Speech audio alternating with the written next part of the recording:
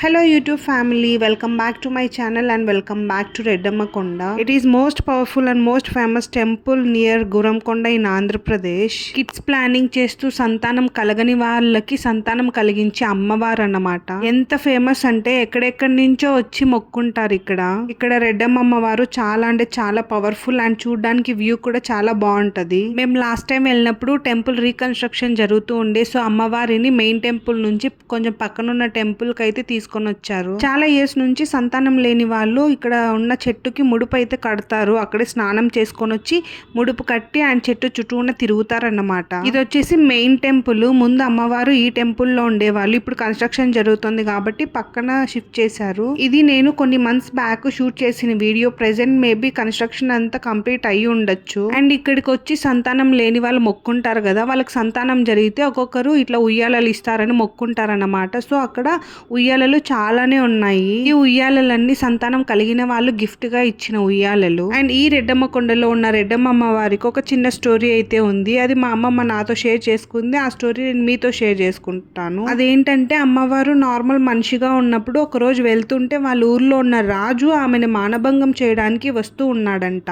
ఆ టైంలో అమ్మవారు తప్పించుకోవడానికి పరిగెత్తుతుంటే ఒక పెద్ద కొండ అయితే ఎదురొస్తుందంట. ఇంకా ఫైనల్ గా తప్పించుకోవడానికి ఏ దారి అయితే లేదంట. ఆ టైంలో ఆమె దేవుణ్ణి కోరుకుందంట, నాకు దారి చూపించు అని. ఆ టైంలో అంత పెద్ద కొండ చీలిందంట. అండ్ అమ్మవారు లోపలికి వెళ్ళిపోయారు. ఇంకా రాజు వాళ్ళు లోపలికి పోలేక రాజు తన భటులైతే రివర్స్ వెళ్ళిపోయారంట. ఇప్పటికీ కూడా ఆ కొండ చీలినట్టు అట్లనే ఉంటుంది. ఏమంటే అవుట్ సైడ్ ఇట్లా కర్టన్ క్లోజ్ చేసింటారు. అండ్ ఆ కొండ చీలిన కొండ లోపల అమ్మవారి విగ్రహం అయితే ఉంటుంది.